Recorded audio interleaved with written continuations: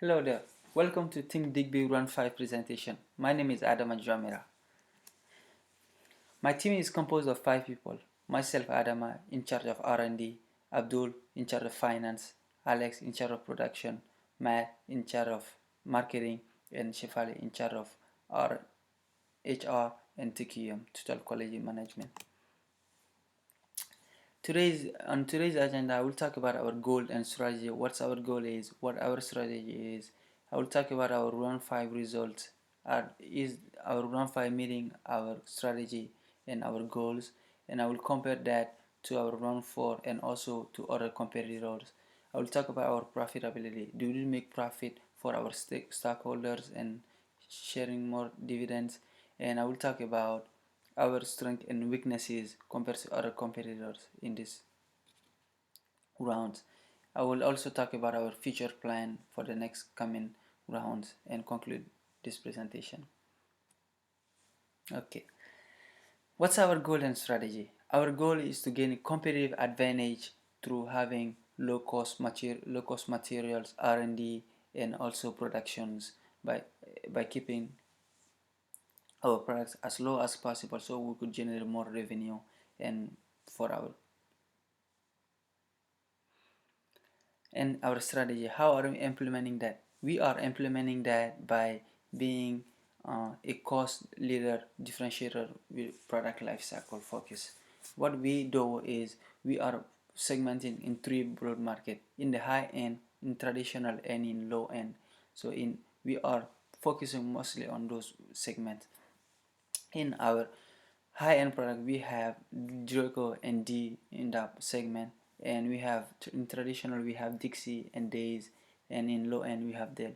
As you could see, our team is composed of 6 products. We have Days, Dell, Dixie, Dad, Dune, Draco, and D. But since we can really focus on all those market segment, we have to, as our strategy goes, we have to segment in just low and then high and then traditionals. Now, through meeting this through that, I will look at our result from round 5 and then see if our strategy meeting with the result that we did in round 5, and our product transitioning well from round 5 or from round 4 or for whatever previous round to this round, and so that we could generate more revenue and stuff. I will talk also about our market share and balance scorecard, and I will talk about our production and capacity and cost vs profit for this round. In high-end segment, we see that Draco came out second because of transitioning. As I said, we are in the process of transitioning products and their maturity from high-end to traditional, and from traditional to low-end segment.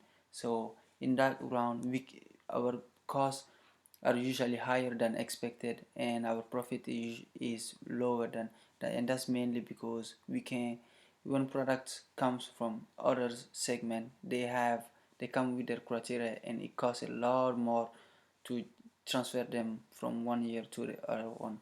So Draco came up second this year in high-end products versus first in last year, and but nonetheless we could have a higher price, and we were able to generate $38 per product. And D met the criteria demand as well for our product, and we were able to make a lot of profit, but unfortunately D product stock out, which really could have been a great thing for us if D hadn't stock out. Dixie came out there with 11% of market share and a price of $37. So with that, through having that, we are maturing Dixie into traditional products. Okay, next in our traditional product, as I said, transition increase cost and then generate less revenue for us because product have to modify and then meeting that segment's criteria. As I said, Dixie is coming up, and then finding days in that product, and so through our in that segment we will have Days and Dixie in the traditional segment. As you can see in our map, perception map, Dixie is coming up and Days is still within uh, the range of traditional segment. So we will make sure that since we build capacity for next year for Days especially, and also for Dixie, we'll be able to produce more, and then especially at the earliest where Days is really get to go.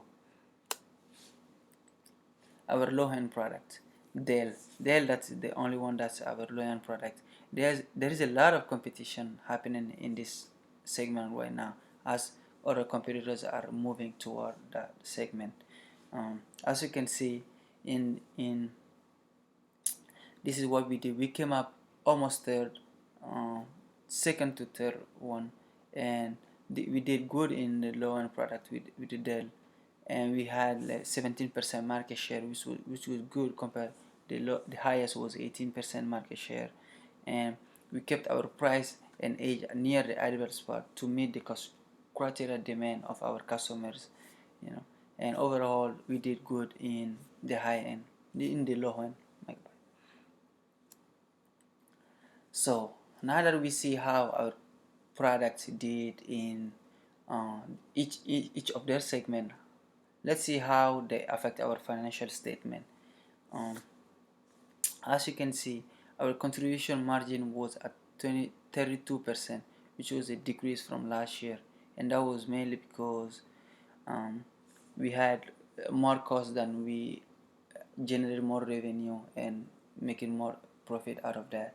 That was mainly because of that, and other competitors took advantage of that and had more contribution margin. And also this stock out also negatively impact, as you can see here. We had a score of 1.6%. That was because the stock out, the miss sale will miss in this product that we could have generate more revenue. And also our product counts, since we came, that's one of our trade-off for our strategy. We can really segment in all those segments. We have to retire some of product like Dune and that in performance and sizes. So this is one of our product counts and our trade-off, which we can really focus on all those segments. And a decrease in market share and profit. We had a decrease in market share, um, as you can see in our balance scorecard, but nonetheless we were still able to generate more profit, about $6 million, which was lower than last round, but still it was profitable. And lastly, our TQ and total quality management is helping out. From last round to this round, we had a TQM reduction cost, that TQM help us in our business, in our stores, helping helping our customers buying more demand, helping out, like, for example, customer who like green product, we invest in it, and our customer basically generate more customer demand and make more profit, and also increase our balance score at the end of the month. Now that we went over our financial statement, we could see that really, like, we are meeting our strategy by meeting our customers' criteria, and we are advertising well our product. Our customer accessibility and awareness were nearly 100%. So we are meeting our customers' criteria and also advertising well, and they were able to access our products whenever they wanted to. We also did through plan improvement, which is one of our strengths. Through plan improvement, we're doing automations and investment in TQM, where workers were able to produce more, and then the working life cycle is lower, so products were able to shift quicker than accepted if in case of transition. We also have a well managed portfolio. We are investing in each of our department.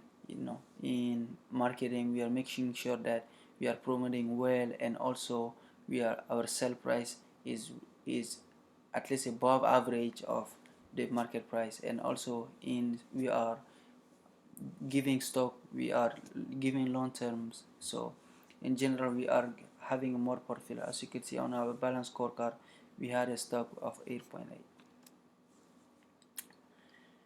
Weaknesses, we are it's hard to keep up with the market prices, especially if you have a good product with good quality. So that's one of our main competition out here. We can't really have good products and having that at a low price. So we try to have a low price, low material cost as much as we can, so we could do revenue, our contribution margin, and also our profit. Stock out cost, especially in this product, in this stock out cost really negatively impacts the lost sale that we miss there, impact our financial statement, as you could have seen before, and our product counts and trade-off that we had to do by not being present in all those segments. And product transitioning costs. When we are transitioning or maturing from high end to traditional, and from traditional to low ends, on that round, as I can see in round 5, our product we don't make a lot of production, we don't have enough capacity, and also we don't make a lot of revenue, and it's cost higher for us to transition products, which was one of the things. But once we transition our product, they are really fully able, by entering that new market, there will be a new product, and this is one of our leads, and where we could sell a bunch more and increase a lot of profit. Our feature strategy for this example, we're gonna keep the same strategy. We're gonna keep the cost leader differentiator with product life cycle. We will stick to our products, just making sure that we have a low cost as much as we can, and we would also make sure that through our transitioning, we would have what I call a 2-to-1 product line. I would have two products in high end, which will be Draco and the new product that we came up last round. And we'll also, in traditional, we'll have Days and Dixie, which would be fresh out, coming up, and with a lot of capacity and early in the year. And also in low end, I would have Dell, which is already doing great over there. So, and since we buy more capacity from last year and from last round, we would be able to produce more and also generate more revenue. And also we have plan improvement. Our workers are doing great. The plan is doing perfect. So, and in conclusion, this is not bad. In conclusion, this is the product transitioning process. As you could see, in the transitioning process, we increase more cost than we generate more revenue, which is what was the reason our competitor take advantage of and also beat us in our market share and stuff like that. But nonetheless, we would be fresh out coming up next round, and then with new product in new segments, be able to lead and generate more revenue. Our products are well positioned for next year, as I said, and we would be able to produce more. And that's it for our. Thanks for listening, and think digby. We're different.